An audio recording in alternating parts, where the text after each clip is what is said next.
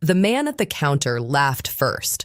It was a loud laugh, the kind that invites the whole room to join in. Gerald Hopper set his coffee cup down, turned on his stool, and pointed. "Hey, would you look at that?" He said it like he was pointing at a dog wearing a hat, like whatever was happening behind him was the funniest thing he had seen in months. And within 3 seconds, half of Rosie's diner was already smiling. Not with warmth, but with the particular amusement that people feel when someone is doing something they have no business doing. The waitress was dancing. She was right there between table 7 and the counter, apron still tied at her waist, order pad still tucked in the front pocket. The jukebox had kicked on, smooth criminal, the opening synthesizer climbing up through the warm diner air, and something in her body had simply refused to stay still. Her eyes were closed. Her feet were moving across the tile like she had rehearsed this 1,000 times, because she had. Her arms came up with the kind of precision that doesn't come from watching music videos. It comes from years of training that most people in this room knew nothing about. But nobody in Rosie's diner was thinking about training. They were thinking about the show. A teenager in the back booth pulled out a camera. A woman near the window whispered something to her husband, and they both chuckled. A little girl stood up on the vinyl seat to see better, and her mother pulled her back down.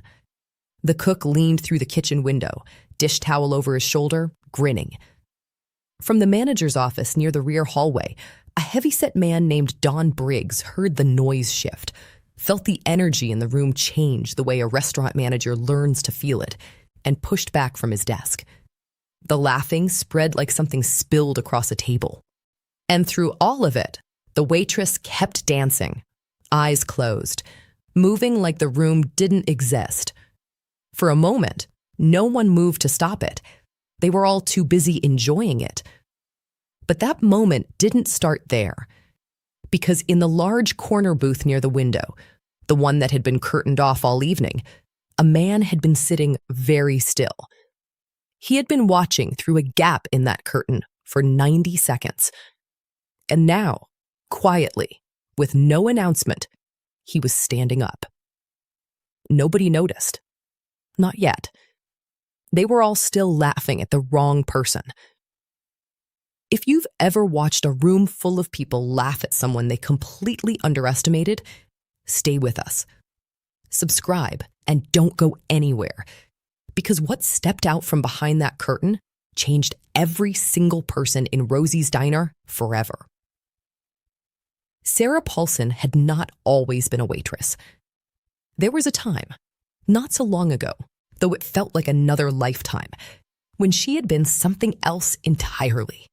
When she had walked into rooms differently, when her body had been a tool she trusted completely, trained and precise, and capable of things that made people stop mid-conversation and stare. That time had ended quietly, the way most important things end. Not with a dramatic moment, just a phone call, a hospital, and a decision that felt temporary, but somehow never reversed itself. She had grown up in Gary, Indiana, on Connecticut Street, third of 4 children in a house that was always either too loud or too quiet. Her father, Raymond Paulson, had worked the floor at U.S. Steel for 19 years before the layoffs came in 1987. After that, the house became permanently the second thing, too quiet. Her mother picked up extra shifts at the laundromat on Broadway Avenue. Sarah's older brother dropped out of his second year at Purdue. And the dance classes that her mother had been paying for every Thursday afternoon since Sarah was 9 years old stopped without anyone saying they were stopping. One week, they just weren't there anymore. But Sarah had kept dancing. She couldn't help it. It wasn't a hobby. It was the way she processed being alive. She danced in the kitchen while her mother cooked. She danced in the school gymnasium after the janitor locked up, slipping out through the side door before he checked the back hallway. She practiced in the narrow strip of space between her bed and the wall, running through combinations in the dark when she was supposed to be sleeping. Her dance teacher, Mrs. Elaine Cooper, had pulled her aside in the spring of 1993 and told her something that Sarah had never repeated to another person. She said that in 31 years of teaching, she had worked with 2 students whose movement came from somewhere she could not explain or take credit for. She told Sarah she needed to audition for programs in Chicago, that the talent was real and rare and would not wait forever. Sarah auditioned once. She got the call back. Then her father's second heart attack came, and she got on a bus back to Gary, and the callback expired. And 14 months later, she was carrying plates at Rosie's Diner on a Tuesday night in October, when the jukebox played the wrong song at exactly the right moment. The laughing had been going on for nearly a minute when Don Briggs came out of the back office. He read the room in 4 seconds flat, the way a man who has managed a restaurant for 11 years learns to read a room. 40-something customers all facing the same direction. Nobody eating, nobody talking, half of them grinning, and his best waitress standing in the open floor space between the counter and table 7 with her eyes closed, moving to the jukebox like she had forgotten entirely that this was her place of work and not her living room. Briggs set his jaw and started across the floor. At the counter, Gerald Hopper had graduated from laughing to performing. He was turned fully around on his stool now, providing commentary to the 2 men beside him. In the loud, pleased voice of someone who believes cruelty is the same thing as wit. Somebody tell her auditions are in Hollywood, not Gary. The 2 men beside him laughed. A woman at the table nearest the counter smiled and looked away. The teenager in the back booth had his camera up again, angling for a better shot. And Sarah kept dancing. She was deep into the most technical section of the routine now. The arm sequence that required the shoulders to move independently of the hips.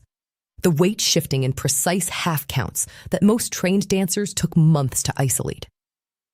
Her feet crossed the tile in a pattern that was not improvised. Every step was exactly where it was supposed to be. Her body was doing something that the laughing room did not have the language to recognize, not because it wasn't visible, but because they had already decided what they were looking at before they actually looked. Briggs was halfway across the floor. His hand was coming up, ready to touch her shoulder and end this quietly before it became something he'd have to explain to the owner on Wednesday morning. He was 8 feet away, then 6, then 4. And then a voice came from the corner of the room. Not loud, not angry, just completely, utterly still. The kind of voice that doesn't need volume because it already knows it will be heard. Don't you touch her. Briggs stopped walking. Every head in Rosie's Diner turned toward the curtained corner booth, and the laughing stopped like someone had cut a wire. If you've ever watched a room full of people realize all at once that they were wrong, drop a comment below and tell me what that felt like. And don't go anywhere, because what stepped out from behind that curtain is something nobody in that diner ever forgot. The curtain moved aside, and Michael Jackson stepped into the light. He was wearing a black jacket with red panels, the silver thread catching the fluorescent diner light in a way that seemed almost impossible for a place that served meatloaf and coffee. He had come to Gary quietly that evening, the way he always did when the pull of home got too strong to resist. No press announcement, no convoy, just Michael, his driver Raymond, and 2 old friends in a corner booth, eating the cheeseburgers he had been eating at places like this since he was 7 years old, and the Jackson family was still figuring out what he was. He had heard the jukebox the moment Smooth Criminal came on. He had watched Sarah through the gap in that curtain for a full 90 seconds before he spoke. And what he saw in those 90 seconds had reached through 11 years of stadiums and screaming crowds and pulled at something so old and so specific that it took him a moment to name it. It was the look on her face, the closed eyes, the absolute private surrender to music that has nothing to do with an audience, that exists before an audience, deeper than an audience, in a place that no amount of fame ever touches. He had worn that exact expression himself, in the living room on Jackson Street when he was 6, backstage at the Apollo in 1967, alone in the corridor, moving to music only he could hear. Dancing not because anyone was watching, dancing because stopping was not a choice his body recognized. He knew precisely what he was looking at, and he knew precisely what the room had been doing to it. He walked past Don Briggs without a glance. He crossed the open floor slowly, with the particular stillness of a man who has learned that presence does not require speed. He stopped 6 feet behind Sarah, and he waited. She was in the final sequence, the controlled lean, the arm held at the exact angle, every muscle accountable, and he did not interrupt it. He let her finish. He let the last note fade. When Sarah opened her eyes and turned around, the tray in her hand slipped and hit the tile floor with a sound like a gunshot. Michael crouched down, picked it up, and set it gently on the counter. Then he looked at her with the full, unhurried attention of a man who has spent a lifetime knowing the difference between performance and truth. "You trained somewhere," he said quietly. "That's not something you learn from watching videos." Sarah stood there with empty hands and said nothing for what felt like a full minute.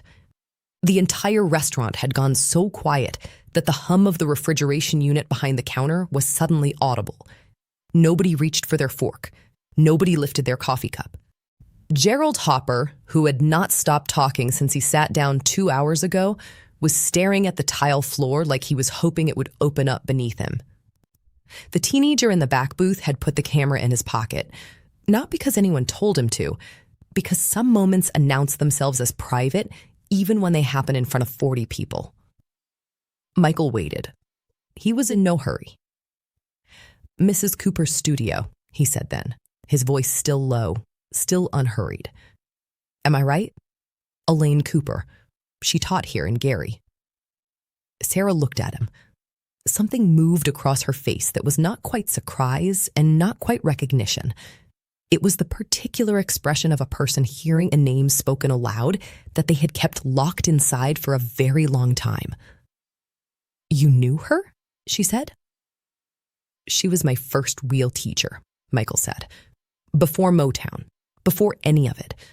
She was the first person who ever told me that dancing was worth something." For 3 seconds, the room was so still, it had weight. Then Michael turned and faced Rosie's diner. He looked at the counter where Gerald Hopper sat. He looked at the tables, the booths, the birthday party in the back that had gone completely silent. He looked at every face that had been laughing 6 minutes ago. He did not raise his voice. He did not perform. He simply said what was true. "This woman is the most talented person in this building, and most of you were laughing at her." Nobody answered. Nobody moved. He turned back to Sarah, and then he asked her the question quietly, just for her, not for the room. "Will you dance with me?" Sarah's first instinct was to say no, not because she didn't want to, but because saying yes meant admitting that everything she had buried since that hospital waiting room in 1993 was still alive inside her. And that was almost more frightening than the laughing had been. She looked at him for a long moment. Then she reached down and untied her apron.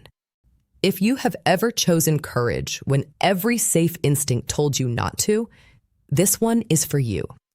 Subscribe and stay with us, because what happened next on that tile floor left not a single dry eye in Rosie's diner. Raymond was already at the jukebox. Billie Jean began moving through the diner. What happened in the next 4 minutes and 22 seconds was never professionally recorded. The teenager had put his camera away and never took it back out. What 43 people witnessed that night in Rosie's diner, they carried home in their chests instead of on film. And perhaps that is exactly why it has lasted as long as it has. Sarah and Michael danced the full length of Billie Jean together on that tile floor.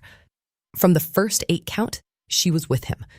Not following, not mirroring, but genuinely alongside him, in the way that only happens between 2 people who learned movement from the same source.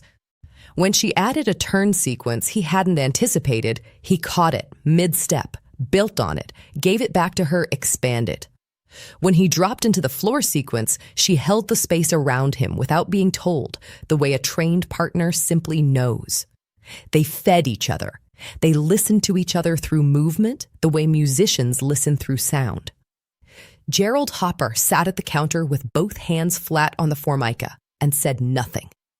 The birthday kids had climbed up on the booth seats. The woman who had whispered to her husband was crying quietly into a paper napkin.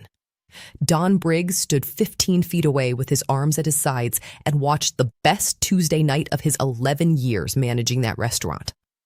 When the song ended, Michael put his arm around Sarah's shoulders and said something close to her ear. 3 words, quiet enough that nobody else in the room could hear them. She would not repeat those words publicly for 18 years. In 2013, 4 years after Michael Jackson died, Sarah Paulson gave a single interview to a small Chicago arts publication called The Stage Door Review. She had never spoken publicly about that Tuesday night.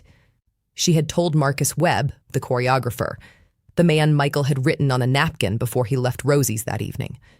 She had told her mother. She had told nobody else. The 3 words had stayed private for 18 years because they felt too personal to belong to the public and too sacred to survive being turned into a headline. The interviewer asked about her path into dance. Sarah told the whole story. The diner, the jukebox, the laughing, Mrs. Cooper, the napkin with Marcus Webb's number that got her the audition, that got her the career, that took her from Gary, Indiana to 17 years as a working choreographer in Chicago. She told it the way people tell stories they have held carefully for a long time, slowly, without rushing the parts that mattered. And then she told them the 3 words. When Dilly Jean ended and the room came apart around them, Michael had leaned close and said quietly into her ear, she'd be proud. Mrs. Elaine Cooper, the woman who had taught them both, years apart, on the same streets of the same city. The woman who had told Sarah her talent was real and rare and would not wait forever. She had died in 1998, never knowing what became of either of her students. But Michael knew. And on a Tuesday night in a diner in Gary, Indiana, he made sure Sarah knew too. Some people walk into a room and change it forever. Most of them never make the news. If this story reached you today, share it with one person who needed to hear it. And tell me in the comments, who saw something in you before you could see it in yourself?